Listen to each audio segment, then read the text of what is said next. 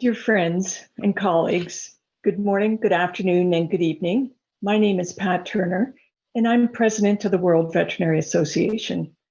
And on behalf of the WVA, I would like to welcome you to our fall forum on the impact of the COVID-19 pandemic on the global veterinary profession, which is being conducted in collaboration with the Webinar Vet. Well, what a year 2020 has been so far. Had any of us looked into our crystal balls at the beginning of 2020, I don't think any of us could have foreseen what this year was to hold for the veterinary profession and our communities around the world. And yet, through this very challenging time, veterinarians have demonstrated their ability to cope, adjust, and adapt, and to continue in their role as leaders of animal health and welfare and public health, while at the same time safeguarding the health of our teams, clients, families, and ourselves. We've also seen veterinary associations around the world reach out to provide more informal engagement and connections to support their members, to ensure that veterinarians continue to feel valued as members of our professional community. The disruption in our world caused by the pandemic has acted as a catalyst for the profession to seek new ways of practicing to meet the needs of our clients, patients, and communities. Some of these technologies were with us previously, but the immediacy of the pandemic has encouraged the veterinary community to adapt more quickly than might have been the case. Veterinarians have responded to this opportunity with agility and flexibility, rethinking what veterinary practice can be and how work can be conducted. We also can't forget the impact of the pandemic to date on our future colleagues, the global body of veterinary students. Many students have experienced disruptions in their studies and other challenges in being able to complete applied aspects of their clinical training. I know that veterinary educators have been working incredibly hard to accommodate course content and materials to offer new hybrid online and in-person formats to ensure that veterinary students can continue to receive high-quality training. But we shouldn't forget that not all students have access to internet and other tools such as tablets and computers needed to complete their studies online. The WVA's intention in holding this forum today was to share information about how veterinary professionals and students around the world have been able to adapt to this new world and way of working, to see how we can learn from each other and from our successes and failures. The format for today will include several short talks by veterinary leaders, followed by a panel session in which our speakers will be joined by several other experts to address questions about the impact of the pandemic on the veterinary profession and moving forward. I'm also excited that we will be announcing the winners of the 2020 WVA SIVA Global Animal Welfare Awards during a short break between the speaker and the panel sessions. I hope that this video announcement inspires you and reminds you about the dedication and passion that veterinary professionals and students bring to their work each day. With that, I'd like to invite Dr. Anthony Chadwick of the Webinar Vet to introduce our first speaker for this session today. Thank you, Patricia. And as I would just reiterate, do stick around during the interval to hear about the very special awards, the SIVA Animal Welfare Awards that we will be broadcasting to you. Our first speaker is Luis Pedro Carmo, who is going to speak about the role of the veterinary sector in the COVID-19 pandemic response. Together with a large international consortium, Luis has tried to document the role of the veterinary sector in the pandemic responses and understand how we can establish stronger collaborations with the public health sector. This is an ongoing study, and Luis will be explaining some of the results that he's already received. Luis is a veterinary surgeon. He qualified from the University of Porto in 2013 and went to Switzerland to do a PhD in antimicrobial use and resistance. He's presently working at the University of Bern in the Veterinary Public Health Institute. Luis, it's over to you. I'm really looking forward to the presentation. Thank you. Thank you very much, Anthony, for the kind introduction. And thank you as well to the organizers for the opportunity to present our work here. As stated, I'll present today our project on the role of the vet sector in the pandemic responses. And I should warn you right away that this is still an ongoing study. And the results I'll present here today are preliminary. So why did we start to this? Already in the beginning of the pandemic, we read on the news about veterinarians donating PPE or ventilators to support hospitals. There was also this news from the Faroe Islands about a vet scientist that was praised for adapting his lab to test for COVID-19 in humans. And actually, also ourselves at the Veterinary Public Health Institute, we were recruited by the Federal Office of Public Health to work on COVID data. We analyzed data and we provided weekly reports to the authorities, and we also generated information that they deemed necessary to answer questions from journalists or even for their decision-making process. So this made us wonder whether the vet sector was playing a preeminent role in the COVID-19 responses.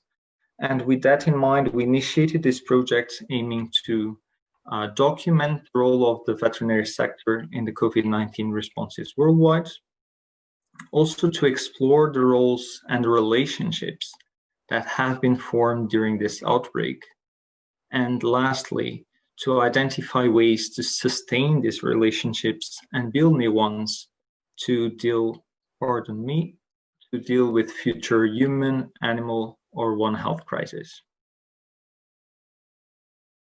So we deemed the questionnaire the most appropriate way to attain our goals. We prepared it in Microsoft Forms, and we really made an effort to keep it as simple as possible. We asked participants some general information about themselves, like the country of residence or their field of work. Afterwards, we also asked them to list up to 3 activities where the vet sector provided assistance during the pandemic. We also asked them if there were other ways in which vets could have collaborated. And finally, how can we improve the collaboration between the animal health and the public health sectors? We pre-tested the questionnaire, we adapted accordingly to the feedback, and we start disseminating it. So we targeted the populations that we thought would know better about the involvement of vets in response activities. So we mainly target vets and researchers or practitioners working between fields, but we did not exclude other participants, like for instance from the public health or the environmental health fields, because they might be able to answer our questions too. And we tried to go wide rather than deep. What I mean is that we wanted to have a global overview and not really to be representative at the country level. So with this in mind, we used regional, national, and international networks to disseminate the questionnaire. We also contacted experts on the field, and there was a little bit of snowball effect. So this means that it was an open link, and we asked participants to share the link with other people that might be interested in collaborating. So most of the data management and descriptive statistics were done in R, but the core of the analysis is actually qualitative. And for that reason, we used MaxQDA software. And as mentioned, this is still ongoing. So the results I'll present once again, they are preliminary. So we got 1,488 replies. From these, about 200 were removed, which left us with a final number of 1,290 replies to be analyzed. And we translated the questionnaire into 9 languages. In the right side, you see the distribution of replies per language. And we actually got 2 answers from languages that we did not translate the questionnaire to, but we have quite a big consortium, and we were also able to translate those answers. So here you have the geographical distribution of the answers, and you can see that we have a nice global distribution with 113 countries represented. In red, you have the countries with that contributed with 1 to 10 answers. In green, from 11 to 50 answers, and blue, more than 50 answers. And gray areas mean that we did not obtain any survey completed. And Germany, Brazil, India, Russia, and Nigeria were the countries with more answers. In terms of field of work, most replies came from participants working in the animal health domain, as expected. It's interesting to see that we got about 200 answers from people that consider themselves One Health workers. And on the right side, you can see in terms of employer, most participants worked for the government, followed by the industry, and finally academia. As we mentioned, we asked participants about activities in which vets were involved in pandemic responses. And we did a content analysis with those answers. To develop the classification system, we had an initial meeting with our project members, and we analyzed together a sample of 75 answers. We tried to classify those answers into different activity groups. Afterwards, the rest of the answers were screened by a single person. So it's important to notice that this was not a static classification system. We developed one a priori in our meeting, but that one kept on evolving while screening the answers. And these were the main categories we obtained at the end. And I'll go now in detail into each one of these categories. So we'll start with materials. It was one of the categories most frequently mentioned. It represents materials lent or donated. As you can see here, we have PPE, ventilators, surgical equipment, lab materials, even sometimes lab facilities. Of course, this also represented an extra effort for the vet sector, and you can read that in this first quote. So, reducing the use of disposable hygiene equipment to allow everything to go to human healthcare, or stopping all non-essential surgery to reduce the use of anesthetics to save supplies for human healthcare. And we have here. Pardon me, we have here another example related to ivermectin. While we were not sure about its potential treatment effect, in some countries they were saving stocks. Besides lending and donating materials, we also have the production of pharmaceuticals or disinfectants.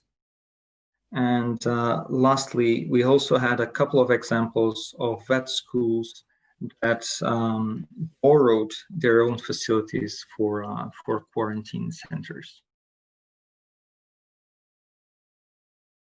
The vet sector also played a role in the diagnostics, testing not only animals but also humans. So sometimes even participating in the sampling procedure. And some respondents stated that vets were also involved in the quality assurance processes or in the assessment, validation, or development of tests used during the pandemic. A considerable and very relevant contribution, in my opinion, that the vet sector provided was in the communication and education aspects of during this health crisis. So you can read here in this quote, Veterinary Association of Zambia allayed fears through publications which reassured the public that the farm animals were safe for handling and the meat was equally safe. So vets played a role in public awareness in terms of risk communication about pets, animal products, and also in the prevention fields. And there was also a lot going on in terms of professional and scientific communications, and lastly, in terms of workforce training, as you can see in this second quote. And this is, of course, just an example from the answers we obtained. So vets are also involved in COVID research and providing expertise. By this, we mean being involved in expert groups or being requested for specialized opinion in certain topics. This is just a selection of some areas that were mentioned in this survey. Epidemiology is one of them, not only to assess the role of that animals might play, but also in the human epidemiology side. Other areas include disease control and surveillance, risk assessment, modeling, infectious diseases, etc. And to me, it was also interesting to see that vets have been using their expertise in social sciences research. Finally, there were also vets involved in vaccine development. So we also created a category named Animal Health Action. Some activities relate to the fact that vets were considered essential workers, or some vets were considered essential workers during the epidemic peaks. Participants considering that monitoring animal health was, or maintaining animal health was a duty and a contribution to the pandemic responses as well. Some felt that for keeping their business open, they were also at higher risk of getting infected, and therefore it also represented a significant contribution. Same with the food security, and we have here an example, ensure that food of animal origin were available to consumers. There was a lockdown in the metropolis, and the veterinary services were considered essential services, and all food animal origin were made available for sale at strategic points. Animal health policy was also an activity that composed this category. Several participants mentioned that vets created guidelines for businesses, for instance. Animal health surveillance was also mentioned, not only in pets, but also in wildlife, like it was mentioned by this participant. And finally, of course, outbreak investigation, namely in mink, as it is stated in this example from the Netherlands. So public health action was another category, and it encompasses a lot of activities. It really represents well the close contact or collaboration that animal health and the public health practitioners are having during the pandemic.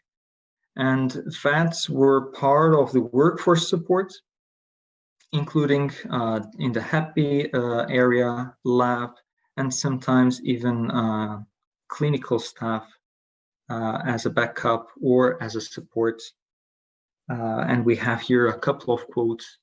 So I'll just read the first one. Some veterinarians who were members of the health reserve were called to participate in the sorting of patients in the telephone, or even taking of nasopharyngeal swabs. So we already talked about call centers, but we also have vets working in contact tracing or in control measure activities. For instance, assessing compliance of measures in restaurants or other businesses. And that's also supported outbreak investigation, as it is mentioned in this last quote. Amongst, of course, other activities like risk assessment or surveillance, etc. This is really just a selection of activities that I made. So I also wanted to give you a glimpse of what we obtained with respect to how to improve collaboration between the animal and the public health sectors. But this is where we get into really preliminary results. We just looked at the sample of replies, and we went through them, and it seemed that a lot of the participants highlighted the One Health concept as the way to go.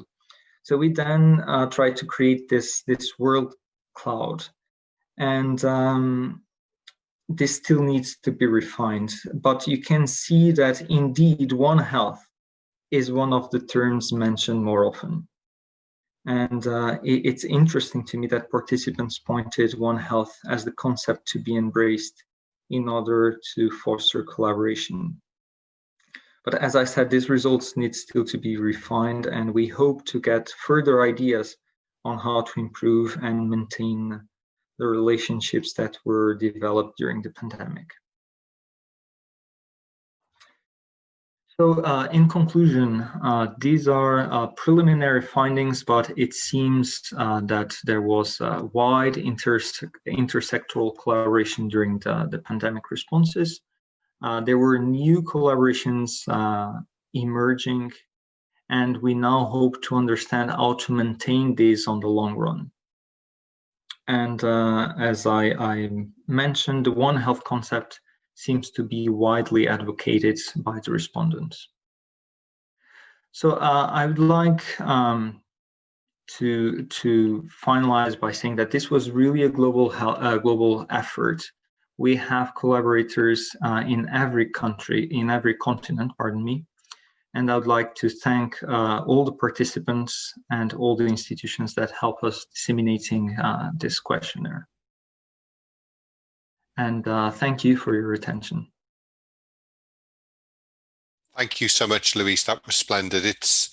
I think in 5 years, it will be interesting to see will there be a silver lining to COVID, which will be the increased collaboration of professionals in this One Health way. So thank you so much for that. Really interesting to see what's been happening and how we have been collaborating so well.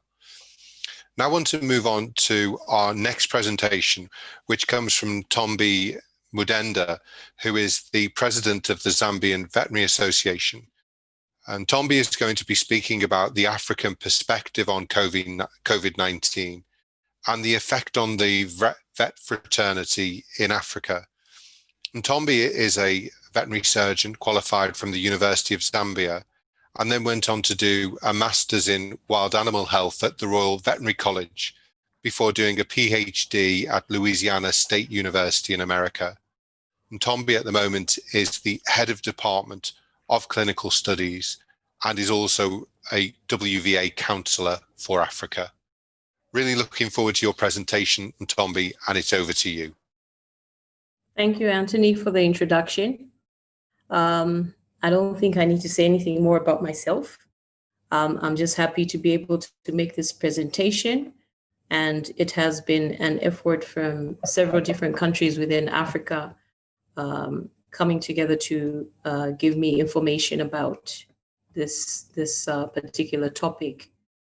So Africa has 55 countries, as most of you probably know, and these countries have different climatic regions, different kinds of medical facilities at different levels, and also different governance styles. The reason I bring this up is because the way COVID has been handled has been rather different depending on the country.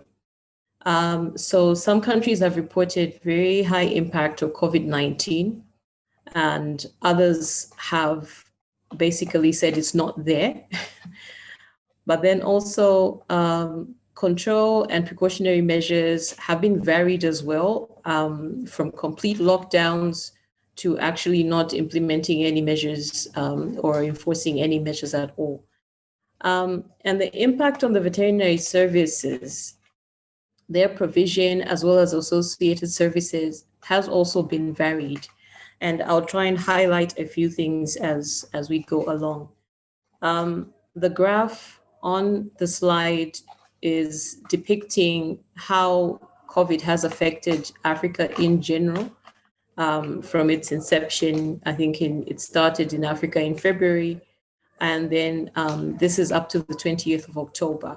So you can see that there was a very big wave somewhere between June, July, August, and then it went down. But now we are seeing a few spikes coming up again in some countries, and in others, it continues to decline. So based on the regions, the highest impact based on the number of cases reported has been in the southern region, and with South Africa actually being the highest in this region. We need to bear in mind that reported cases actually depend on the number of tests that have been carried out in a particular country, and also the level of reporting. So South Africa has been very good with the level of reporting. I think all countries have somehow been affected with some shortages, probably in testing materials and so forth somewhere along the way. So those are things that we need to bear in mind as I talk about these variations. And then after the southern region, the northern region was the second highest, with the highest numbers being reported from Morocco and Egypt. Then followed by the eastern region, with the highest numbers being reported from Ethiopia and Kenya. The western region was the fourth, and then central region had the least number of cases being reported. And then also, I just need to make you aware that when we say number of cases reported, we're not taking into consideration the as in case per number of people per population. So in terms of per population, the highest number of cases per 100,000 people reported was in Libya, and then followed by Cabo Verde, and then Morocco, Tunisia, Botswana, South Africa, and then Namibia.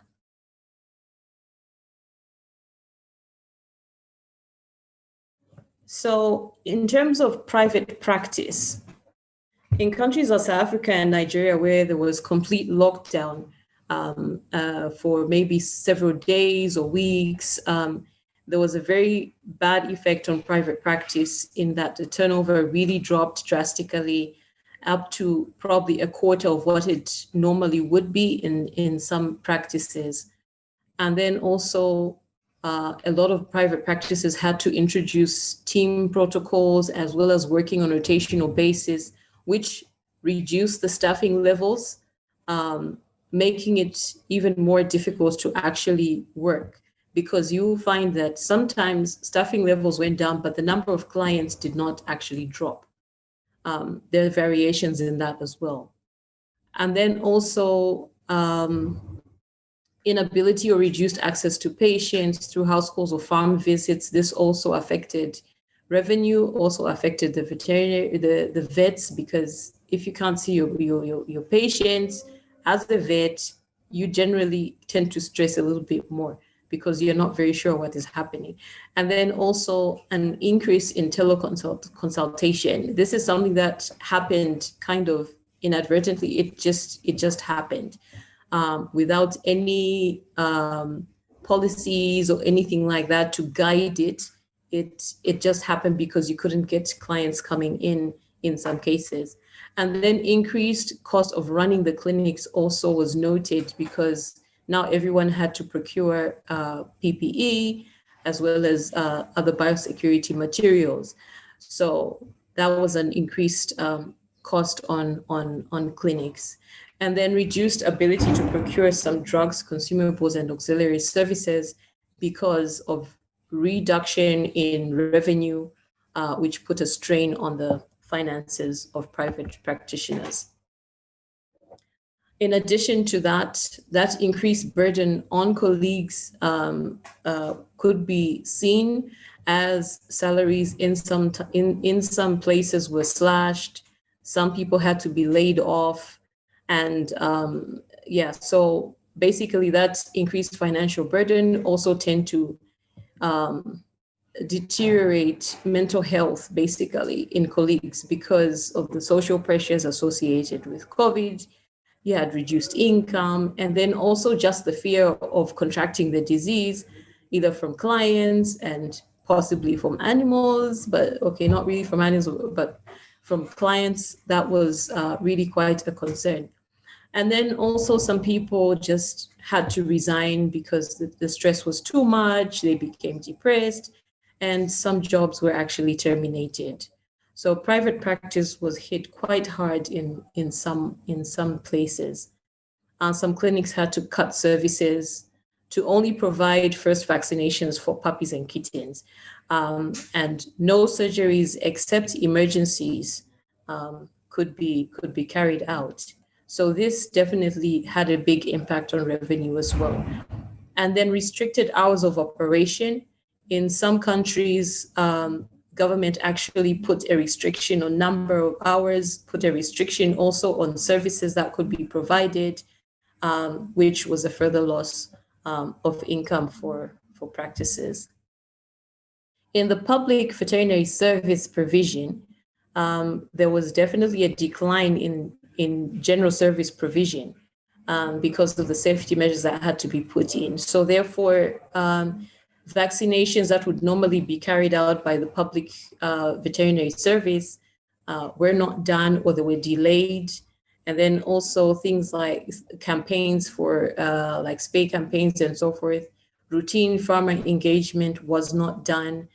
And then because you could not go and meet clients physically, and some would not actually allow vets onto their farms, and they would not attend anything that required people to come together, even if social distancing was somewhat assured.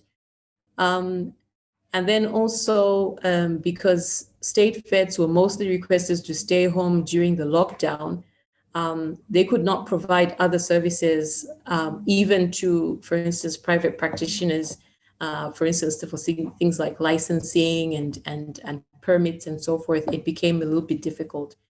And then also internet connectivity was not always possible. So things like meetings, some of them could not happen. Virtual meetings, yes, were introduced, but it was not always possible for everyone who needed to be there to actually attend the whole meeting because of connectivity issues.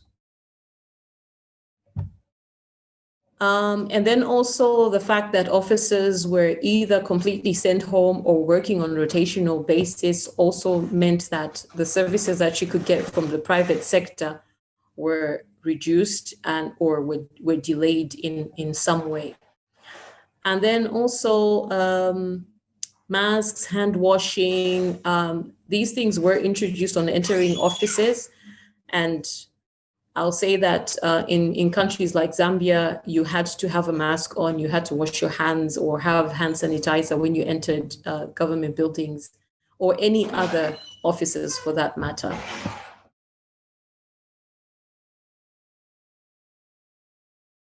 In the pharmaceutical industry, we noted that there was increased pressure on the industry, first of all, due to delay in supply of pharmaceuticals and other commodities that they sell, and therefore sometimes non-availability at the source, especially where things had to be imported into the country.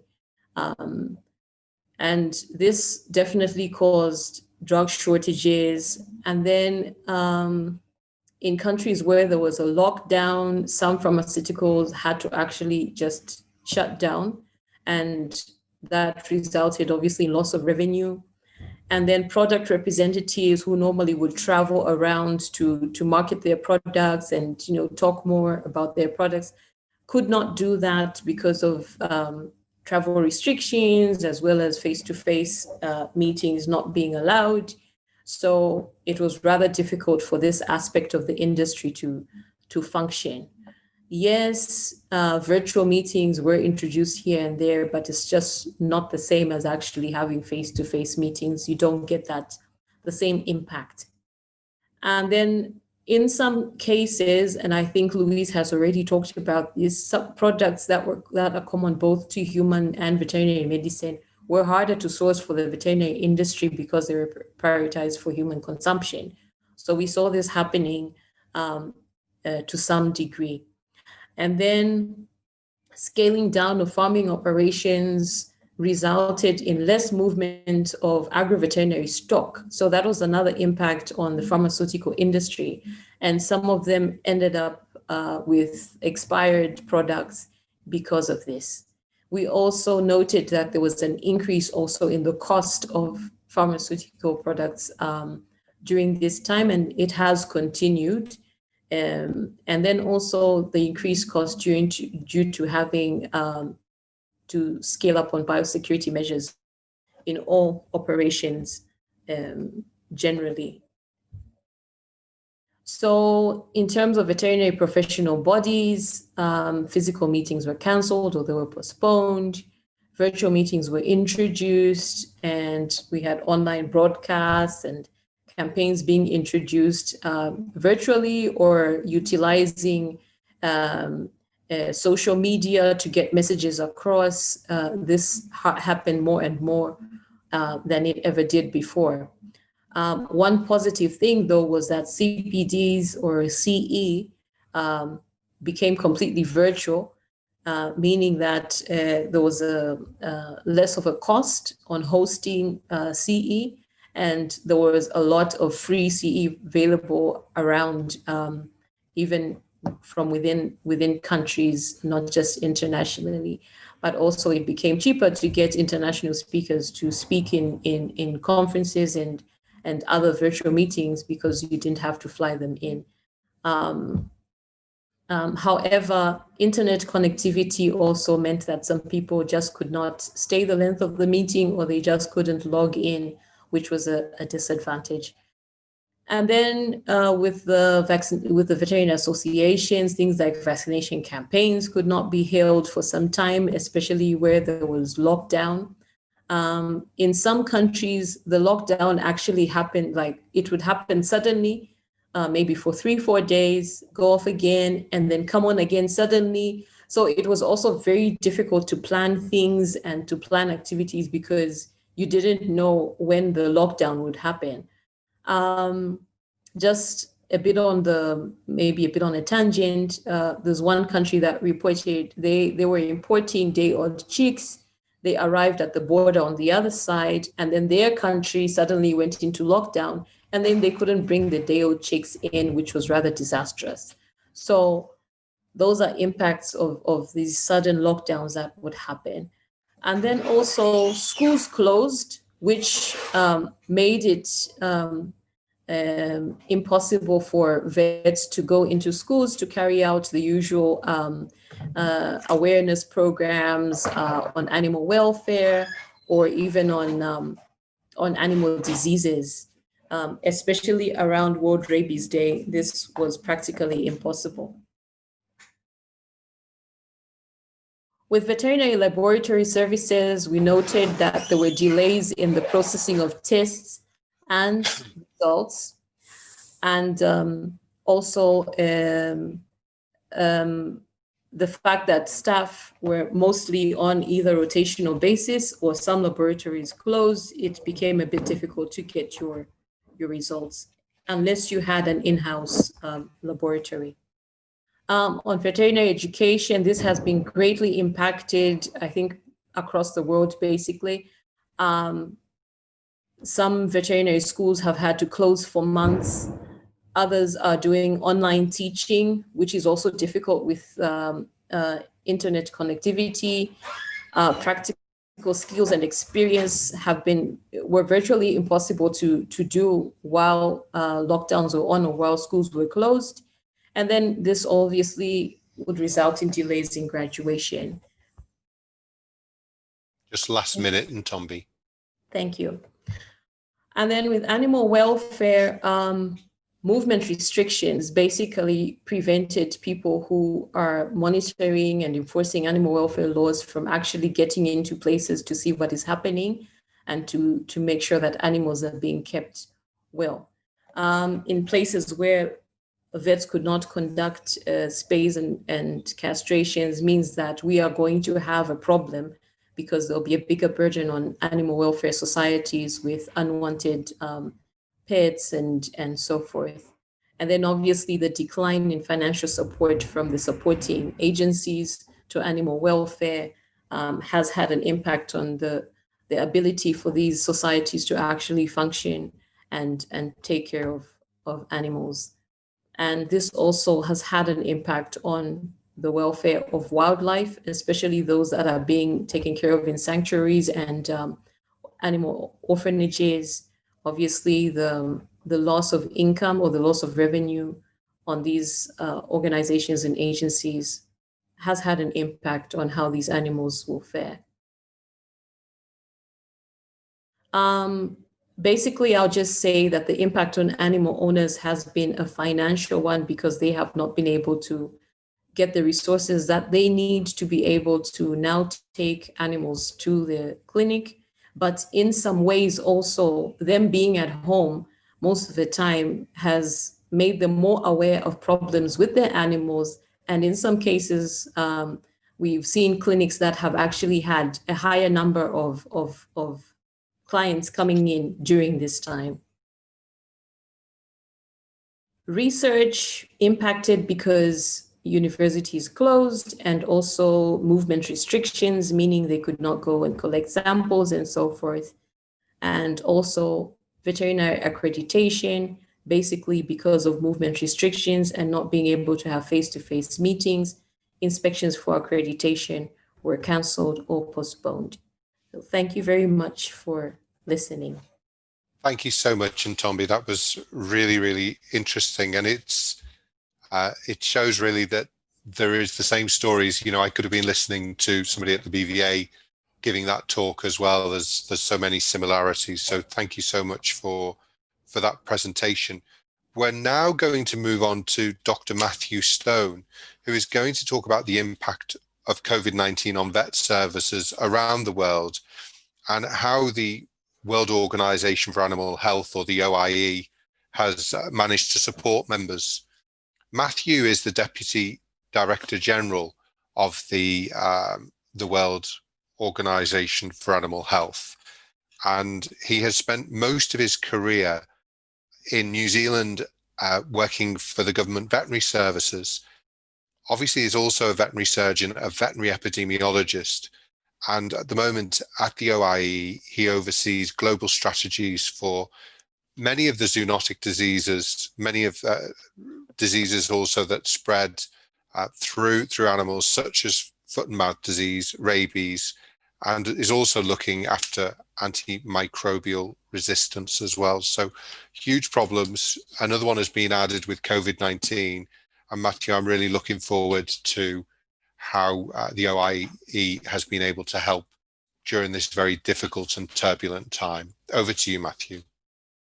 Thank you, Anthony, and thank you to WVA for the opportunity to participate in the seminar.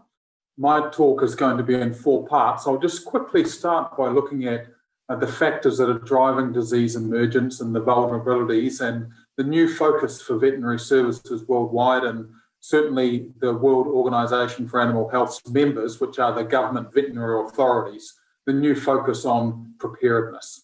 We'll look at veterinary services participation in the COVID-19 responses, and also the issue of maintaining business continuity for veterinary services.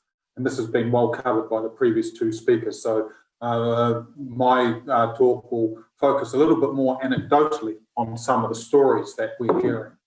And then we'll look at how the OIE is thinking about supporting resilience in our veterinary services. Starting with disease emergence and vulnerabilities.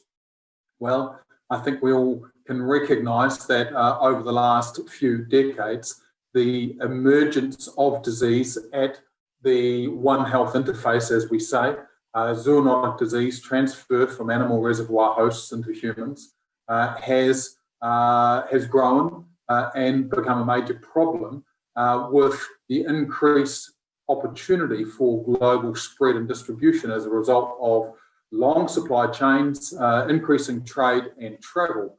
And those vulnerability factors were very nicely summarised by Dr. Cameron Khan from Blue Dot during the OIE's One Health and Big Data conference that we held in Sardinia last year. You'll see all the sorts of factors that are essentially driving this increased vulnerability, the increased emergence of zoonotic disease, and then the impact that they're having worldwide.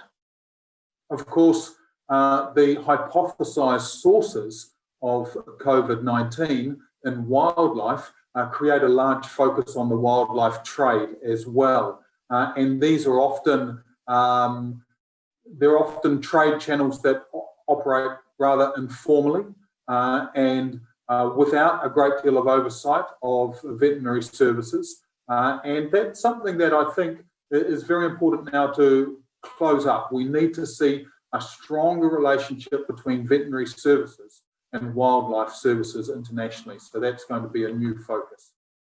For the OIE, where we work very closely with our expert group, the Wildlife Working Group.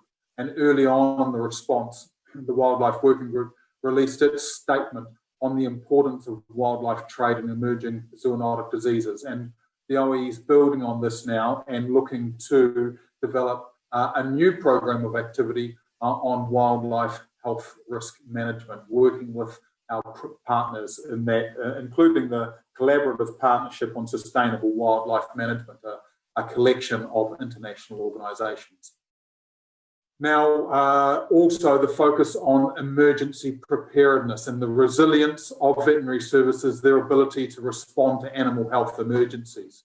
On the left of the screen, you'll see an infographic from a current project between OIE, FAO and Interpol, looking to build those relationships between security services and veterinary services, ensure that veterinary services are linked up with whole of government emergency management capability. And it's giving us the opportunity to update some of the tools, such as the FAO manual on good emergency management practice, create new tools, such as the guidelines for simulation exercises that the OIE has just released, and of course, publish scientific information and review articles, such as you'll see up in the top right, the issue of the OIE Scientific Technical Review that we've just released on disaster prevention and preparedness. Okay, let's look very quickly at the veterinary services participation in COVID-19 responses. And the framework that I've created here looks at 5 key areas: emergency operations centre staffing, diagnostic laboratory surge capacity, border services coordination, local outbreak support, and let's recognise the important aspect of the meat processing facilities and the human outbreaks that we've seen associated with meat processing worldwide. And then, of course, One Health R&D. Now, I'm not going to cover off all of these. In fact, I've just really selected some anecdotal stories. All of these are available on the OIE website, and they're national stories that our countries have provided to us. So the Bhutan Veterinary Services linking up in a One Health perspective with their government counterparts to support the border services and bring their expertise in contact tracing and quarantine to play in their country. R&D has already been mentioned. A great story here from the Friedrich Loeffler Institute, FLI, in Germany, which is an OIE collaborating centre for zoonoses in Europe. They've been undertaking right from the outset a number of very important animal challenge studies that determine host animal susceptibility. The story is also available on our website. And just on the right-hand side of the page there, I'll just highlight the OIE technical fact sheet on SARS-CoV-2 in animals, where all the information that's coming through from immediate notifications to the OIE through our World Animal Health Information System, or more research and development-based findings in the scientific literature are being collated to provide a comprehensive picture of SARS-CoV-2 in animals. Now, testing of support for the public health diagnostic surge capacity has been very important as well. And early on, the OE brought a team of experts together under our Biological Standards Commission oversight to create a guideline on the considerations for veterinary laboratories becoming engaged in this sort of response. And some great stories emerging. This one highlighted through the photos in Ghana of the veterinary laboratories and their active support for testing of human samples, but a number of other stories as well. You'll see links down the bottom in terms of activity in Indonesia, Italy and Spain. And as the previous speakers have mentioned, this is occurring in many countries, and it's really great to see the advanced technical capability of veterinary laboratories being recognised. Okay, so on to maintaining business continuity, and in fact, the previous speaker has covered this very well in terms of the issues associated with Africa. The issues here, of course, maintaining clinical services to livestock, companion animals, the impact on, let's call it the non-target impact on disease control and eradication programs, which is a great concern for the OAE, impact on early warning surveillance systems, and then, of course, workplace safety. So again, I'm not going to go through all of these, but I just would like to really thank the World Veterinary Association for our partnership that resulted in this statement on veterinary activities as essential very early on in the response, which was then tweeted and publicised through social media, and we hope was helpful at a national level to ensure that veterinary services were able to maintain business continuity during lockdowns.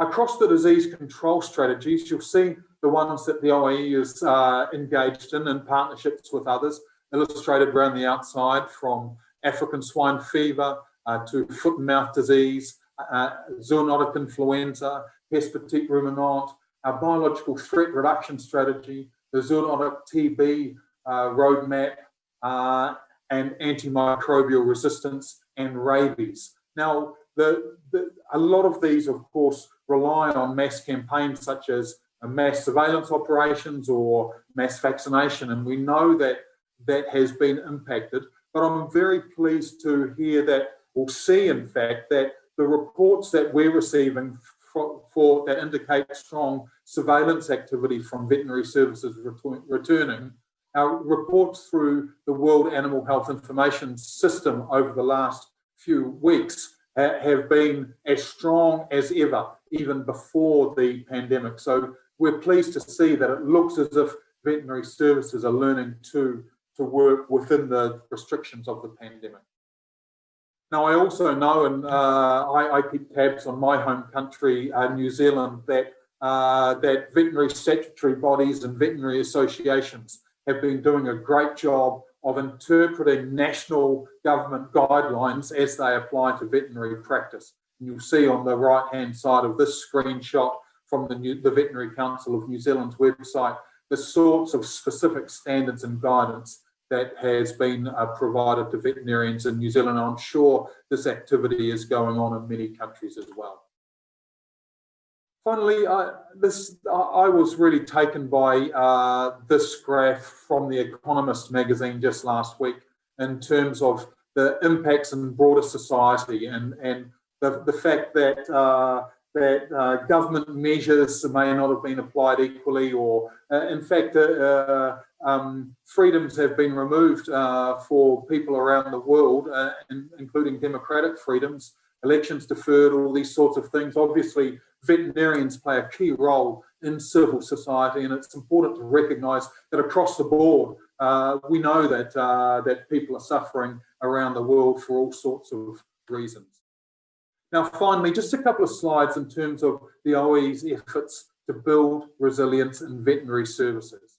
We've been looking across our current service offering, across the very many work programs that we support government veterinary services across our 182 member countries. And we're looking at this through the lens of our new strategic plan and its 5 strategic pillars that you can see on the right-hand side of the screen. And we're really undertaking a deep reflection of how we can improve our services to our members to build their capability, to build their capacity, and to build their resilience. And of course, at the heart of this sits the investment case for animal health systems. The OE worked with partners to ensure the contribution of veterinary services to the Sustainable Development Goals is well understood, to ensure that investment in capacity building, for instance, through the OE's Performance of Veterinary Services pathway, is strengthened, and to ensure that the global public good that veterinary services are is understood and receives the investment that we know it should. I'm going to finish there and again thank WVA for the opportunity to participate. Thank you so much, Matthew, for that whistle-stop tour. That was really excellent, just to see some of the great work that's being done across the world. So thank you so much for that presentation. We're now going to move on to Meryl Knopes, who is the president of the International Veterinary Students Association, and is also a fifth-year student at the University of Ghent. She's actually from Maastricht in Holland, but is studying in Belgium. And she's going to be talking about how COVID-19 is affecting the student body. So over to you, Meryl. Yeah, thank you so much for the introduction, Anthony. I'm very excited to be here and to be able to give all of you a student perspective on the future of veterinary education under a pandemic situation. There's different ways of looking at this specific topic. So on the one hand, I'll be talking about what the new normal will be like in veterinary education. And in the end, I'll quickly touch base on my expectations in regards to education in the next pandemic. But first, it's really important to take a step back and evaluate what changes have been happening in these past few months, because only when we really look at the history, however recent it may be, will we be able to tell what the future of veterinary education holds. So how this pandemic was handled by educational institutions really differed per region, and therefore the future of veterinary education will also differ per region and even per country. One of the most important things to realize is that even though I'm here to give the students' perspective, it's very hard for me to present all students around the world. The future of veterinary education is not going to be the same in Belgium as in Colombia or in Nigeria. That's why I decided to use a regional approach for this topic, as to not overgeneralize my European experiences. So I've reached out to my fellow IVSA members to get as many different views as possible. And I use those as a basis for my presentation as well. So in general, Europe was very quick to provide sufficient online material and means of studying. So online education has been going pretty well. A lot of universities already had lower degrees of online teaching in place. And the main concern raised by European students was missing out on practical courses, as well as the effect of the pandemic on mental health. The latter was actually an issue that was raised by students from every single region. Many universities have also shown significant progress when you're comparing their spring semesters to the autumn semesters. And for the Americas, in Latin America, there also was a pretty big transition to online education. About 75% of universities actually managed to do this. However, given that the internet access in some parts was less than sufficient, that posed quite some issues. Even though a lot of universities realized that there would be students having difficulty accessing the online lectures, less than half of them actually took solid steps to tackle this problem. And then North America was technologically seen better equipped and can therefore be compared to the situation in Europe as well as the Pacific. So in Asia, many regions and countries such as Nepal only have 2G internet, or sometimes even no internet access at all. This made it almost impossible to continue education, and therefore some universities even closed down for a total of up to 5 months. Online courses were therefore very difficult to access, and exams were postponed for quite some time. Some countries experienced less issues, such as Malaysia and Singapore, which have a better internet distribution. In Africa, as this graph also shows, a lot of students encountered course interruptions, and only about 39% of the institutions were able to provide e-learning. This graph originates from a survey that had over 500 participants, and most of them came from Eastern Africa. So like Asia, there are some countries that managed to transition into online education a lot better, such as South Africa, for example, which managed to offer adequate online courses and also installed proper safety precautions for practical courses. So the regional differences here are characterized by something called the digital divide, which is the gap in access to and use of technology and the internet. So you've got the digitally developed regions in comparison to technologically less advanced regions. Of course, there are some country-based exceptions, as I mentioned previously, and this digital divide can actually also be used on a local level. So when, for example, you're looking at comparing low-income households versus high-income households from the same country or even from the same city. So what is going to happen to veterinary education now? There's 5 different things I'm expecting to happen, but not all of them are actually going to take place on a university level. Please note that I in no way offer any certainty that any of this will actually happen. I've based these predictions on answers given by my IVSA members and just reading up on some articles. So the first thing is I'm going to expect there'll be an increase in hybrid learning. I'm also going to expect that everyone will realize by now that internet has become a necessity and really isn't a luxury anymore. Furthermore, this pandemic has brought to light the new role of veterinarians when it comes to these pandemics. And one of the main consequences of moving things online was that the inequality was highlighted and defined by whether or not someone had internet access.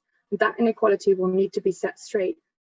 And last but not least, the need for increased mental health support has been highlighted during this pandemic. For hybrid education, this pandemic has started the largest and fastest remote learning experiment in human history. It has pushed students and teachers into a digital era. This transformation, which was already in place in many different regions, has definitely been accelerated by this pandemic. A lot of institutions were already experimenting with varying degrees of digital teaching and learning before the pandemic, but this has taught them that the digital tools can be highly complementary to face-to-face learning. This hybrid model of in-person lessons and distance learning, also known as blended learning, will likely become one of the key models for post-pandemic education. It offers some really great advantages, such as increased flexibility as well as communication. But on the other hand, there'll need to be some adjustments too. After the pandemic, courses will likely be redesigned and even remediated to better suit digital learning. Furthermore, there are 2 other complementary approaches to online teaching and learning. One is to build relevant platforms and technologies, and the other is to invest in faculty development. One of the greatest challenges in this abrupt transition to fully remote learning during the pandemic was the lack of fluency in the tools of teaching online. Investing in technology in and of itself is never enough. It has to accomplish certain educational objectives, and for this, professors will need access to continuous professional development opportunities. So when we transition to hybrid learning, institutions will also need to invest in teacher training. Seeing that veterinary medicine is also a very practical study and not purely theoretical, we need to be wary of leaning too much into the online side of education and forgetting to focus on the importance of practical and communicational skills that are definitely better taught in person, as to ensure our next generation of vets will remain as competent as they are now. Moving towards this form of hybrid education is a very likely scenario in regions with good internet access, but in other regions, there'll most likely first have to be some improvements in internet accessibility before blended learning can be used successfully. And that brings me to internet as a necessity. So I'm looking at this from a very student-centric point of view, where universities, industries, and governments kind of exist to just suit our needs. So the main factor here is that by now, every single person has realized how important wide internet access is and how big of an impact internet accessibility can have on the different methods of education. So I expect that after this pandemic, governments will increase their funding for improvements in internet accessibility. Universities will train their staff, redesign courses, and invest in online platforms and learning tools. And then there's the tech industry that has now become aware of the high demand for educational technology. So we will likely see a huge boost in new developments in this field after the pandemic as well. During this pandemic, as quite some of my previous speakers also mentioned, veterinarians have definitely shown their commitment to support the work of human health authorities. So laboratories have used their experience and expertise in their high testing capacities. Veterinary clinics have been donating essential materials such as ventilators and protective materials. And then there's veterinary professionals that have been volunteering in laboratories as well as in hospitals. And in some countries, veterinary epidemiologists have also been active in the public health response to track the disease and to support the development of the effective public health interventions. It's completely undeniable that veterinarians have had a very important role in this pandemic, and that is not something that all vet students are taught currently. It is therefore also to be expected that the role of vets in pandemics such as this is something future vets might encounter in their own curriculum sooner rather than later. The various ways in which vets can contribute to tackling pandemics and being part of this One Health response in situations like this is something worth teaching our students a bit more. As I mentioned before, when I spoke about the digital divide on a local level, the income of a household was all of a sudden influencing the accessibility to online educational material. Therefore, learning losses have definitely become bigger in low-income households. As you can see, this graph shows that low-income households in the US will be a lot less likely to own technological devices or simply have a home broadband. This socioeconomic gap can be used to explain the difference in access to distance learning, and therefore also for time spent studying while the schools were closed. To solve the inequality that was worsened by this pandemic, there's three things I suggest and really hope to see once this pandemic is over. So for one, the learning loss in students needs to be reversed by engaging our students in accelerated learning interventions. Secondly, teachers will need to be trained to coach students through the catching up process. And thirdly, there needs to be an increased funding for remote learning opportunities as well as internet access to improve future outcomes. In the meantime, we should be very cautious because investments in educational technology products are very likely to increase inequalities and further disadvantage the poorest countries and households. Access to these technologies will grow, but it's going to be very slowly. So therefore, in the short term, educational technology is not going to be able to replace the traditional modes of learning, especially in regions that will first need to further develop wider internet access. That may contradict some of my previous statements on expecting to see a very quick rise in hybrid learning, but the main point I really want to make here is not that we shouldn't move into this new form of blended learning, but simply that we need to be wary of excluding students by moving too fast in our strive towards digitalized education. Another result of this pandemic is that mental health issues in students have increased drastically. Less social contact, less exercise, more screen time, a higher work pressure, in combination with just a general sense of chaos and lack of routine has made it very difficult for students to take time for themselves and pay attention to any mental issues that they may have, such as fear of failure, anxiety, or even depression. Even though every single IVSA member that responded to my questions indicated that this pandemic highlighted the need for mental health support, only very few actually had a university that took steps to address this issue during the pandemic. So universities will not only need to invest more in mental health support, but they also need to address the underlying cause of the increase in mental health. This isn't something new that just happened because of this COVID-19 pandemic. It is an already existing issue that just became even more pressing now. Curricula should be redesigned, deadlines should be better adjusted to each other, and the overall work pressure in students should be lowered. Universities can invest in things like free psychological care, as well as a support network for students to rely on when looking for advice on planning and studying and taking exams. So about 4 years ago, IVSA developed a standing committee on wellness, which has dedicated all of its years of existence to helping vet students better cope with the daily stress that they face during their studies. So during this pandemic, our standing committee on wellness actually started some specific projects to help our students through quarantine and lockdowns, such as movie marathons and study together sessions. And they developed some fact sheets on tips and tricks in regards to online learning.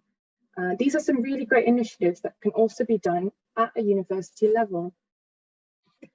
Then at last, what is going to happen in the next pandemic?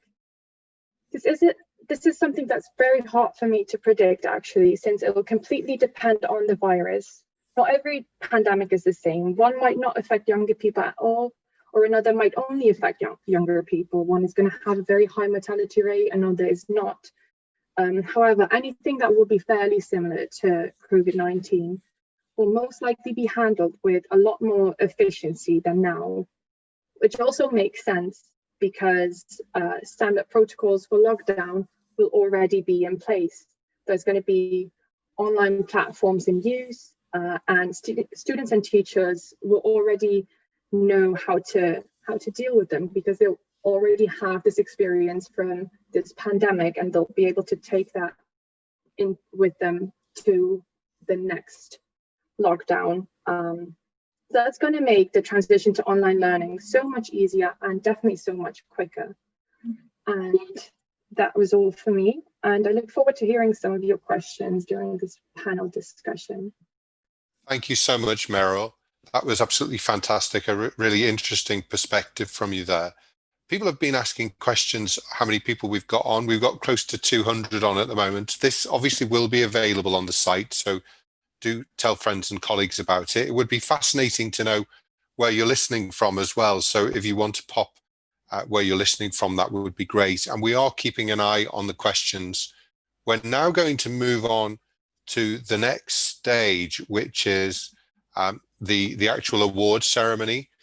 So this is to mark the 2020 World Veterinary Association's Global Welfare Awards. And these have been kindly supported by SIVA Animal Health. This was due to take place at the WVA conference in New Zealand in the springtime, but obviously that event was cancelled in a physical sense, but obviously we helped to take it online. So this virtual celebration has been put together in place of that. We thought it would be great to let you all take part in the celebrations to recognise veterinarians, veterinary technicians, nurses and students, and schools and colleges who have gone above and beyond in the field of animal welfare over the last 12 months. We are going to play you the video now. If there is an issue with watching it live and online, we're also going to put in the YouTube link, so you'll be able to listen on your own computer on YouTube. But hopefully, technology will allow us to show it. So, over now to our host for the awards, television and radio journalist Nick Wood. Thank you.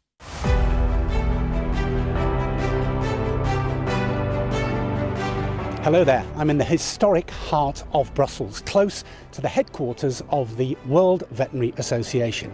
Now, the WVA's Global Welfare Awards, supported by SIVA, celebrate the very best of veterinarians, vet technicians and nurses, vet students, and for the first time this year, vet colleges and schools for going above and beyond in the field of animal welfare over the last 12 months. In the coming weeks, you're going to be able to see a series of video reports highlighting the stories of those medal winners. But first of all, stick with us for just a few minutes as we stage our own virtual ceremony to celebrate those successes.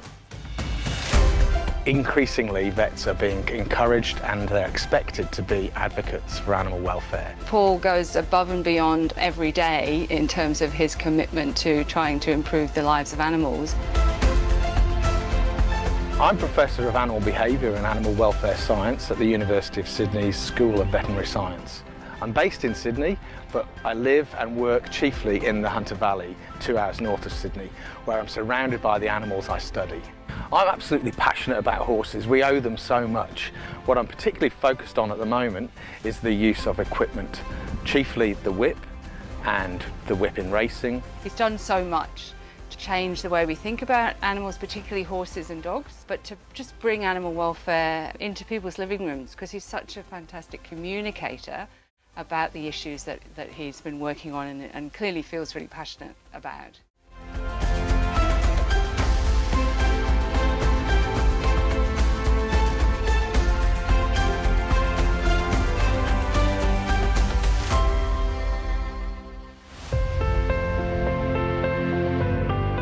I think it's a very special conference. It's an event that helps veterinary students actually understand the meaning of what it is to be a vet and what it is to be an advocate for animals. And I think the standard approach in this case should be understanding that animal welfare is important. If we preach that, we also have to understand that that also means that we care about their welfare, not only about their health. It is a topic that not just vet students focus a lot about, but IVSA as well. Our Standing Committee on Animal Welfare is our oldest committee that exists, and that just really shows how important it is for all of us. The optimum animal welfare delivery is not about disease management, it's about disease prevention. The first thing is to make sure that these animals are handled properly. And that's my own campaign too. Once you fail in animal welfare delivery, you are putting the environment into threat, you are putting the consumers into threat, you are threatening the economy. In every other aspect, even in the veterinary clinic, when it comes to animal welfare, is one of the outstanding technologies that we have here on campus. So I think him winning the award is going to give him further boosts and encouragement in pursuing welfareism in animals.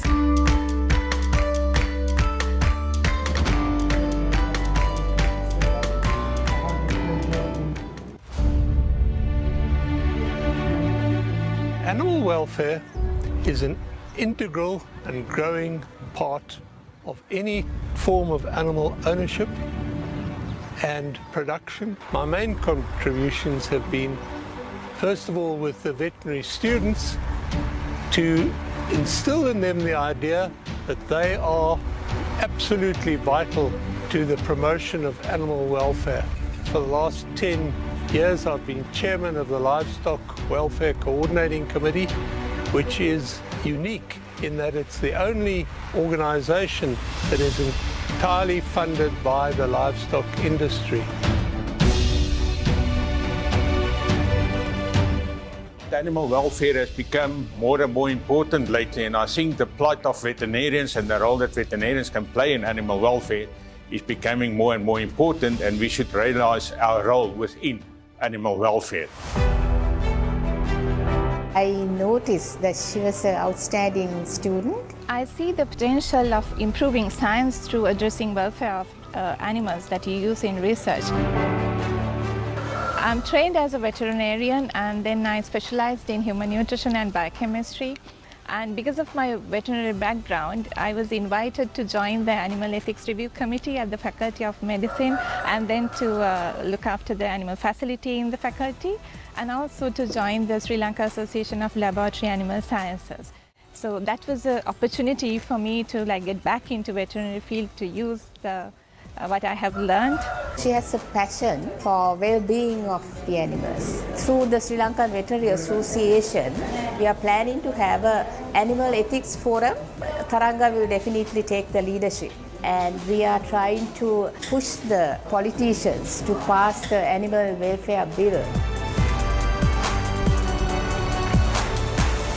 On behalf of the World Veterinary Association and Seva Animal Health, I have the pleasure in presenting this Animal Welfare Award to Dr. Tharanga.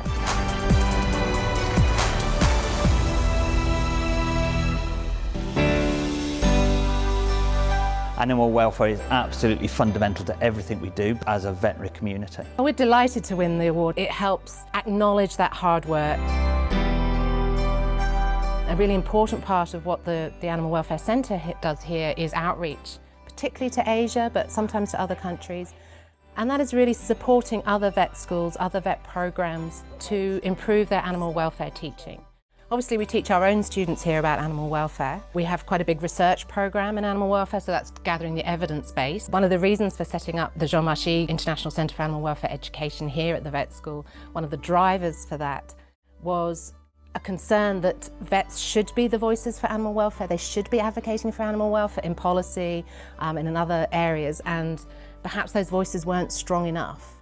And so part of our thinking and our teaching is to help support our students to have the skills to engage in those sorts of things. What I think we have in particular done is embedded animal welfare throughout the curriculum, right from the start through to when they graduate. And I would like to think that our graduates from this school actually take away animal welfare as a lifelong learning opportunity. So congratulations to the winners of the 2020 WVA Welfare Awards supported by SIVA. You will be able to see the films highlighting their individual successes through the WVA's and also SIVA's websites, but also a whole series of social media outlets. And we hope you will help us to share their successes, wherever you are in the world. It's a really prestigious award and you'll get the global recognition, and it will definitely facilitate the work that I'm conducting in promoting animal welfare, and especially in research animals.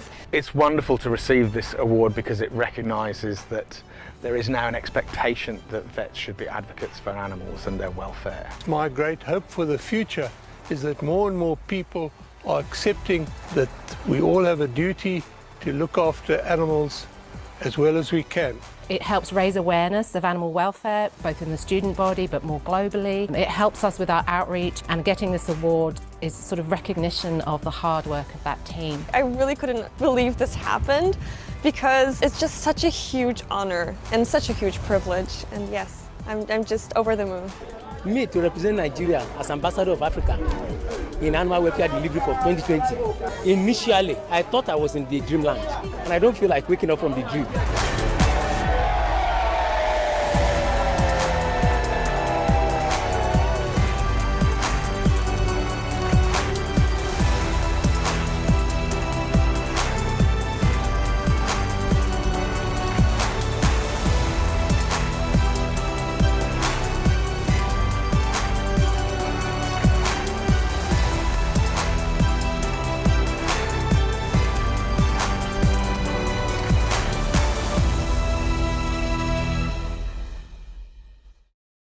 Thank you so much. That was just so inspirational and fabulous to see all those award winners. We're going to now move on to our roundtable discussion. So please do bring your videos on, please, everybody who's on the committee on this roundtable. Just really inspirational, all of those presentations, the great work that's going on. So thank you so much, everyone, for the fabulous work that everybody's doing. I'm just trying to find my PowerPoint presentation, so give me a second to dial that up. But perhaps while we're just waiting to do that, I would like to also introduce our speakers again, Dr. Luis Pedro Carmo, who, as you know, works at the Veterinary Public Health Institute in the University of Bern, Dr. Ntombi Mudenda, who's the president of the Zambian Veterinary Association, Dr. Matthew Stone, who's the Deputy Director General of the World Organization for Animal Health, and Meryl Knobs, who is the president of the IVSA. And then we've got three other esteemed speakers who've come to join the roundtable: Dr. Scott Vase, Dr. Nancy de Bruyne, and Dr. Doug Kratt. And I wonder, Dr. Scott, if you want to start up just by introducing yourself, and then Nancy, and then Doug. Yeah, thanks, Anthony. I guess I'll be quick. So I'm a veterinary internist who just focuses on infectious diseases with a big emphasis on emerging diseases, zoonotic diseases, infection control. And I've been fairly immersed in COVID actually since January. We were paying attention to it and trying to figure out the animal aspects. So we've been working on surveillance. But a large part, how do we function in veterinary practices in the COVID era with the restrictions we need to do to balance safety and effective patient care. So we've done a lot of work on guidelines and trying to figure out how we can effectively manage animals while protecting ourselves. That's great. And now on to Nancy. Good morning, everybody. Good afternoon, good evening, wherever you are. It's very great to be here. So my name is Nancy de Brienne, and I work for the Federation of Veterinarians of Europe. We are the umbrella organization for all the European national veterinary associations. And so from March on, immediately we started to work really hard on supporting our members in COVID, and we're very grateful to be here today. Thank you. That's fantastic. And then Doug, if you want to say a few words as well. Sure, thank you. As I'm very honored to be gathering with all of you today in this virtual setting. That seems to be the new way for many of us, although after hearing some of the presentations today, also understanding that it is somewhat of a privilege in certain parts of the country to have the technology to be able to do this, to have us gather. You know, we've seen veterinary medicine, I think, evolve in very meaningful ways in the United States and the world within a very short period of time, and that it does affect us all personally and professionally. As these cases continue to rise, I think using these technologies to be able to connect is still very important, and glad that people can stay safe and healthy, and keeping our teams safe and healthy, but also drawing back on the mental health aspect that I think is one of the unintended consequences of this. So I appreciate being able to participate in this roundtable today. So thank you.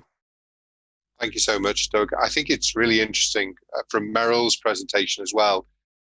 The digital transformation that's gone on over the last 6 months has been immense. And in some ways, we're perhaps at ground zero at the beginning of this digital decade. It's going to be a really fascinating journey over the next decade to see where we end up at the end of 2029.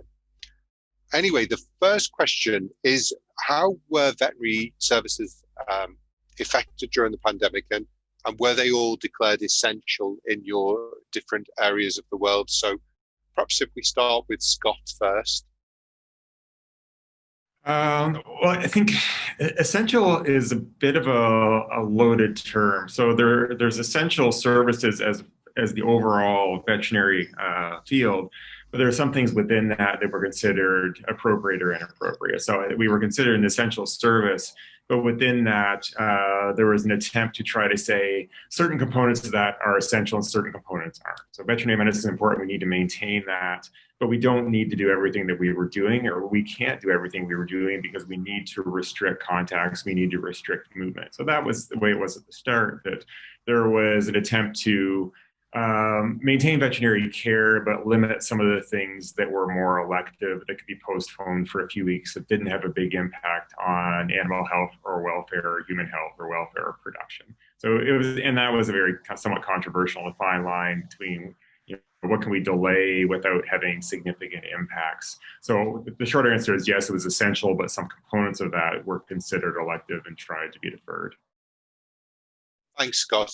What was the situation in Europe? Nancy, did most countries suggest that the veterinary services were essential? Yes, indeed. In Europe, in most countries, the veterinary profession was seen as essential.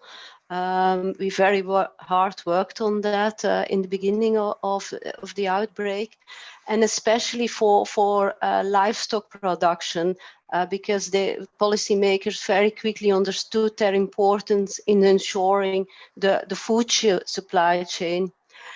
We saw that in the first lockdown, some veterinary practices, companion animal practices, had to go to emergency care only in some countries, but in other countries, they almost managed to keep the practices going, taking, of course, extra safety measures and so on.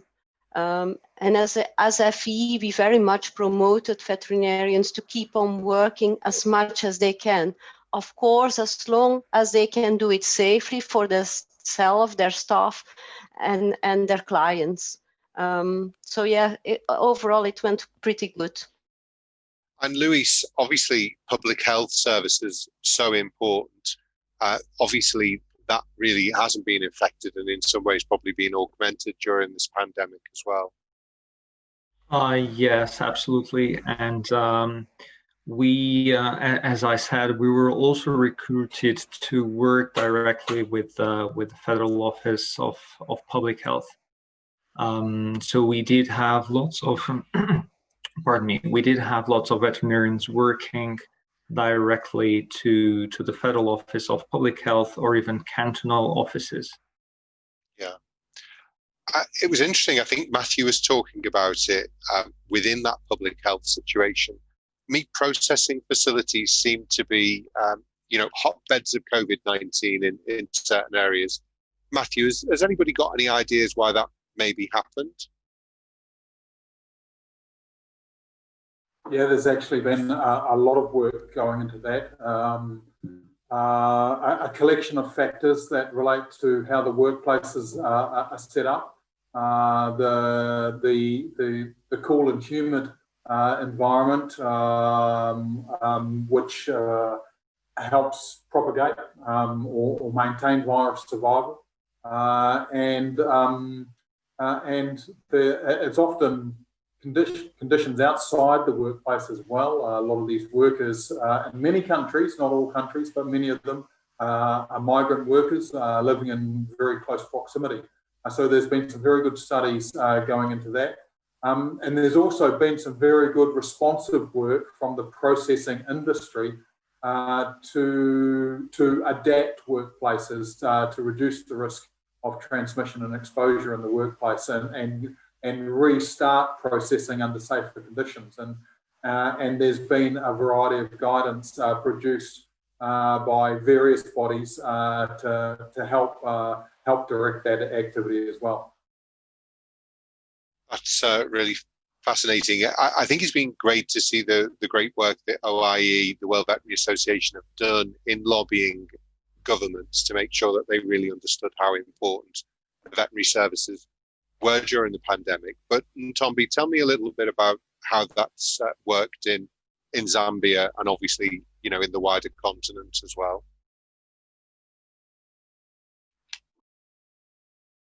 You're just muted at the moment, Ntombi, just unmute. Sorry about that. Yes. So in terms of being declared as essential services, this did not happen much. In Zambia, they were not declared as essential services, but then there were a lot of facilities that remained open, even at the peak of the pandemic here. So veterinary clinics were free to operate, but they had to just come up with their own protocols on how many patients they'll see, how they'll see the patient, and how they would handle clients and that sort of thing. So it really became something which each individual clinic had to find a way of doing, and with some guidance from the Veterinary Association. I know that in South Africa, there were some services that were declared essential, and you had to have a permit to actually move around or go to your clinic or something like that. Yes. So let me just say it came down to how organized the government was in terms of declaring what services were essential and were not. And I think it's really interesting, as vets, we are experts in infectious diseases. Obviously, I know, Matthew, you're dealing with rabies, foot and mouth disease and so on. I think it gives us a real advantage within that field. Perhaps a lot of doctors, don't deal with infectious diseases in the way they might have done 50 or 100 years ago. So do you think, and perhaps let Matthew start on this one, has this COVID-19 pandemic led to new national or regional opportunities for vets to become really a much bigger part of this One Health focus, where sometimes it can feel that perhaps lip service is being paid to vets, but we are such an important part of this One Health focus, aren't we? For sure, and I think we all recognise and we're proud of the fact that the One Health concept was something that veterinarians developed, and it's great to now see One Health entering the public discourse in the way it has as a result of this pandemic. I think we've got a new frontier for us. The way that veterinarians and the medical profession are coming together around the One Health concept around zoonotic disease is very important. But now, with all the challenges around emerging disease, biodiversity, the impacts on wildlife, climate change, we really now need to develop a very strong relationship with the environmental sector as well. And that's something, the third leg of the One Health triad, let's say, that we're really focused on building now to develop our partnerships with wildlife health services in particular, because we can see that that's going to become important in the years ahead. And Meryl, if I could ask you the same question, how do you feel within a student setting, one, with regard to being lectured about this topic, as part of your curriculum, but also, is there any collaboration between the International Veterinary Students Association and the International Medical Students Association? Yeah, so as I mentioned in my presentation as well, I definitely think that there's going to be a greater highlight of the importance that vets can play in the whole One Health concept, especially in pandemics such as this. I definitely do think that that is something that will be integrated more into our curriculums. And then in regards to our collaboration with the medical students, their association is called IFMSA, and they're one of our biggest partners. Actually, we collaborate on quite a high level with them. We always are invited to their events and they're invited to ours. We actually have kind of like an umbrella organization together with them, as well as the pharmaceutical students and the dentistry students. So that it's called the World Health Student Association, the WHSA. And that is an association that completely focuses on the principle of One Health, because we, as vet students, also truly believe how important all of that is and how important it is to educate our students on the concept as well. And I think it's so important that young members of the profession, or soon to be members of the profession, play such an important part in this. We've seen the role that young people like Greta Thunberg have played in the environmental role, which, as Matthew said, is something that we need to now bring into the mix. I suppose, and Tom, be asking you the same question, where wildlife is still so intertwined in your beautiful continent with people and the animals in a way that it doesn't happen maybe as much in Europe or America. How do you feel as a Zambian veterinary surgeon that the collaboration between the medical profession and the veterinary profession goes in Zambia and in Africa as a whole on this One Health topic? Yeah, I think even before COVID came in, there was quite a bit of collaboration going on between the medical and the veterinary sectors. But COVID has actually made it even more important. And we, for instance, in the veterinary school, were part of the team that had to join in with the testing of human samples and so forth. So that shows that there's a level of, shall I say, respect for the vet. Yeah. and their skills. Quite right. Yeah. Yes, and we were also called on to, talk to people about possibility of transmission from their animals and how safe they were handling their animals and so forth. So I think we had a bit of a spotlight as veterinarians, and I definitely think that the veterinary profession is more drawn into the One Health concept now more than ever. Fantastic. I'm conscious that we've got to get through some more questions, and interested to see what people are thinking in the audience as well. Can I comment on that really quickly, Anthony? Yeah, Scott. I'll try to be really quick, but I think what we need to capture the time we've got now, because I think the One Health response has been abysmal. Like, this is the One Health example of our century. It's a wildlife-associated disease. It's a zoonotic disease. It brings in climate change, urban expansion, wildlife trade, zoonotic transmission, everything. But once it became a human disease, it was a human disease, and that was largely it. We talk about it, right? But the greater interest in the population is really waned. And we need to figure out how to keep it on the radar. And once this ends, we need to make sure that when this is reviewed, we figure out, okay, what are the One Health approaches that would have prevented this or helped mitigate it? Because I fear that we've just, it's become a human disease and we've ignored all the animal aspects, and we're going to get back to where we are because memories are fairly short. So that's my pessimistic view, but it's more of an encouraging us to act view. That's again to really lobby and to get that message out to governments that vets have a really important part to play in this, in this pandemic, but in future pandemics as well, Scott. Yeah, absolutely. Yeah, fantastic. Thank you so much for that. How do you think the veterinary profession can help communities to sustain efforts in staying healthy and lowering the curve? That's certainly the European and American way of doing it for the COVID-19 pandemic. And maybe if I can bring in Luis for that in your public health capacity. Well, I believe that a lot of the activities that I presented today, in which the vet sector was involved,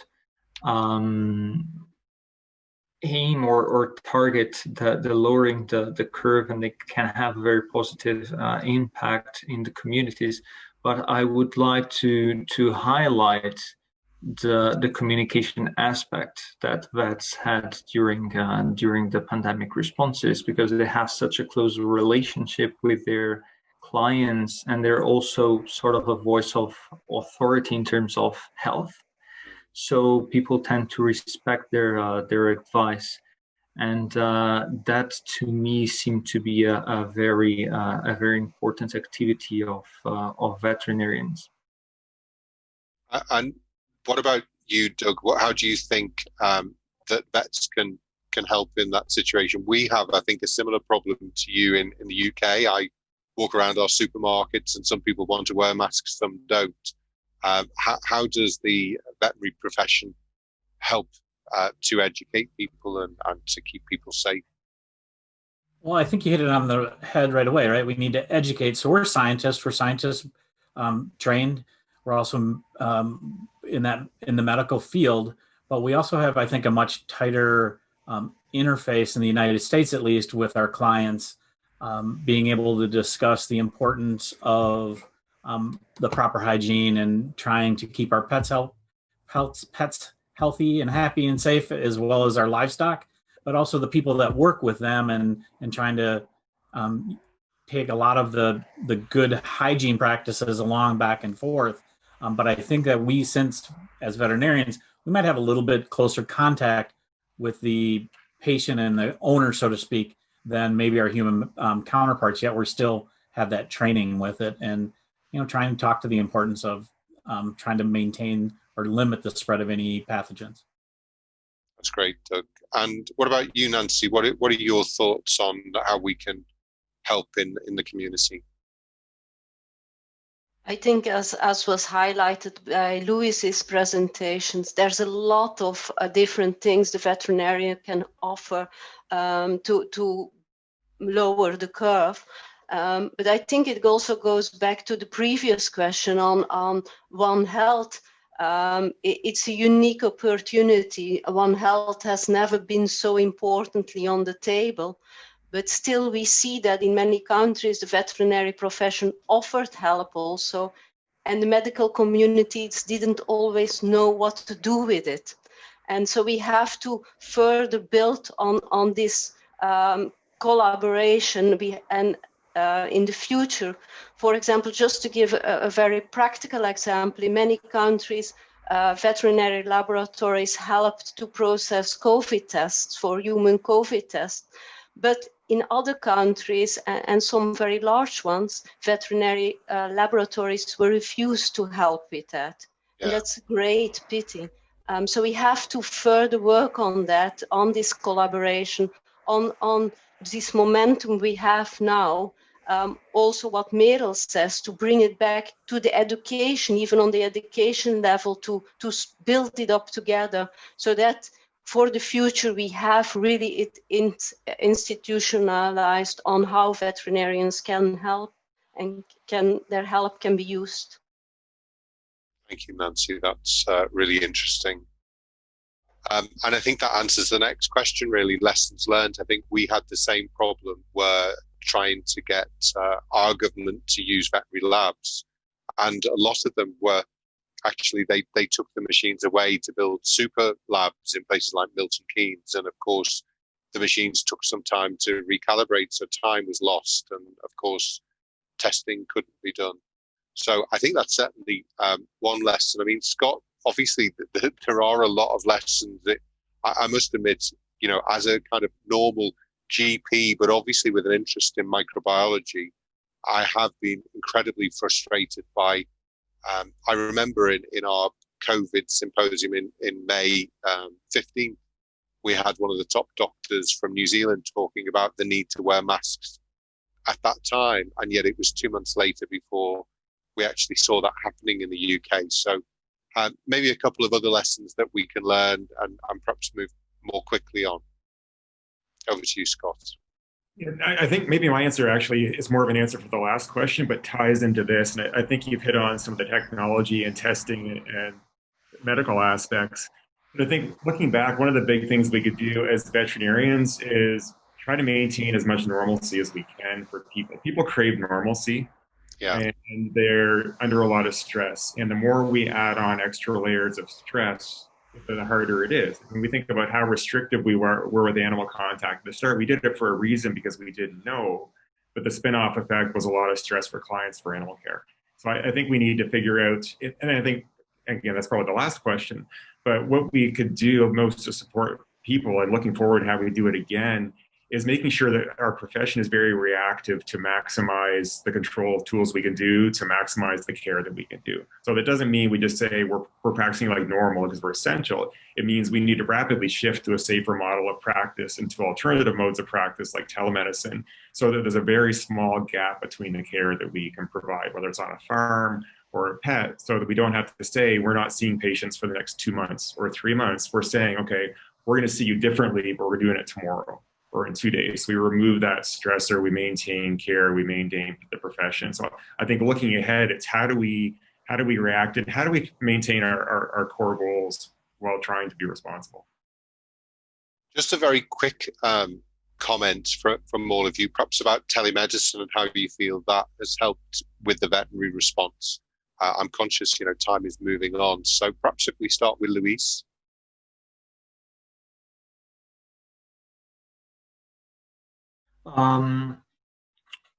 Well, I agree with what Scott said, and I think we need to think about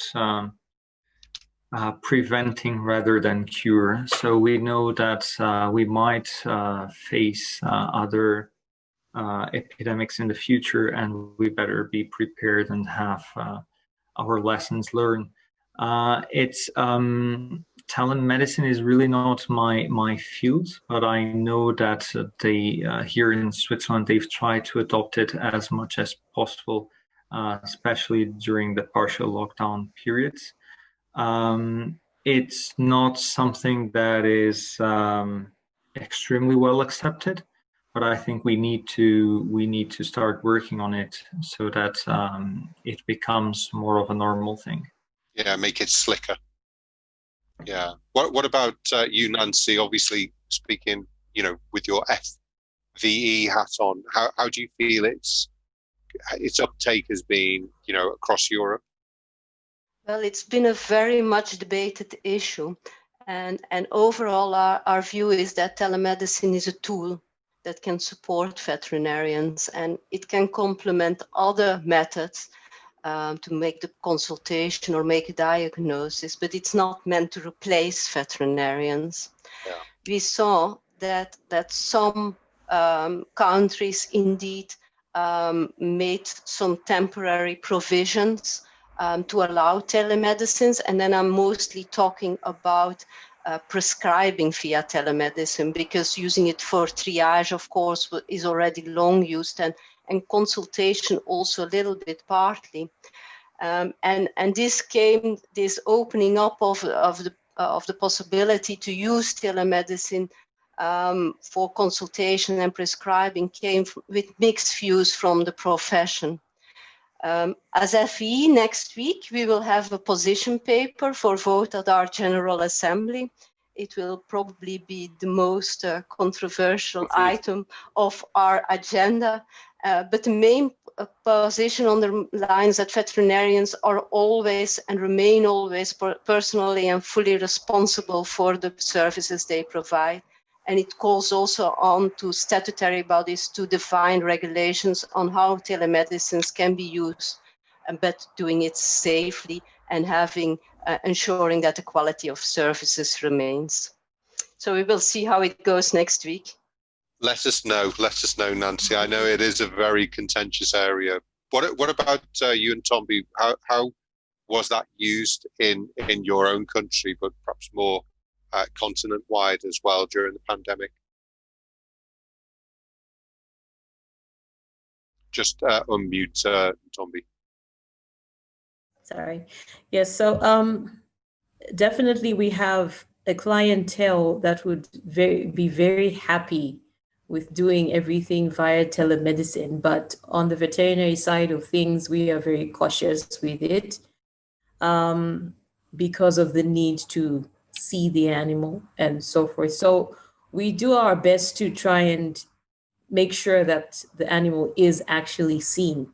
The challenge we have is that certain places are remote and you may not find a veterinarian within even 100-kilometer radius in some places. So in such situations, then you really just have to do what you can via teleconference or telemedicine. And but generally, if there is a capability of seeing the patient, then telemedicine is more or less frowned upon. Just, make sure what is happening. Is it an emergency or not? Okay, now go see a vet, that, and it ends there. Yeah. So no, that's fascinating. Yeah, it has its place, but it can't replace. I'd love to hear what Meryl thinks of it as, a young member of the profession. You're going to be around for the next 30, 40 years. How is that going to develop over the next, short term, over the next decade, this digital decade that we're just coming into? Yeah, I definitely think that the whole digital technologies and artificial intelligence as well are going to get a much larger, are going to play a much larger role in kind of like veterinary practices. But as still like a learning vet student, one of the main things that I also think is very important in the veterinary profession is communication, being there for your clients and talking to your patients and their owners, and how important the non-verbal side of communication is. Yeah. And I think that's definitely something to be wary about, as to not move too much into the telemedicine side of veterinary medicine as well. It can be very complementary, of course. But it shouldn't take over. It's a big topic, and I'm sorry that we're sort of discussing it in 5 minutes, but I do want to finish. I'm going to let Doug finish with the last comment before I pass back to Patricia, unless Matthew has something burning to say. But we'll let Doug finish with his thoughts on how telemedicine has been used in the pandemic in America. So it's really, I would say it's gaining a lot of traction in America in a very short period of time. I want to say that its use has probably tripled, but Louise hit it. We've used telemedicine in different versions, right, throughout all of my career. It's now we're talking about this video triaging. We did telephone triage when I first came out. Those aspects, I think that within the states, there's different regulations of how it can be used. Most of them, we already have to have a relationship with the patient, the client that we're dealing with it. But I can also understand when Tommy talked about how the uses are in Africa, that could be completely different, that it could be used in areas where care isn't there. We do use it. I use it in private practice. I think that it is a tool. That was a great phrase. It's a tool. It's not meant to replace us. Even AI is going to be a tool. It's going to help us offer better care, but it's not as meant as a replacement. So we have to understand that is that we use it and implement it properly. I think it will be excellent. And in connected care, there's going to be so much more to it than just this. There could be monitoring devices and all of that could come back and give us more information. So I do expect it to be here. I think that this digital area is going to explode and change our profession in very meaningful ways and allow us to offer better care, but it's a matter of making sure that we use it properly. Maybe another WVA or FVE symposium is on the way there. So yeah, would really look forward to that as well. Just to close off from myself, just would like to encourage you all to answer the survey that will pop up at the end, and to let you know that the recording will be up certainly by the beginning of next week. So do look out for that. Do share it with friends.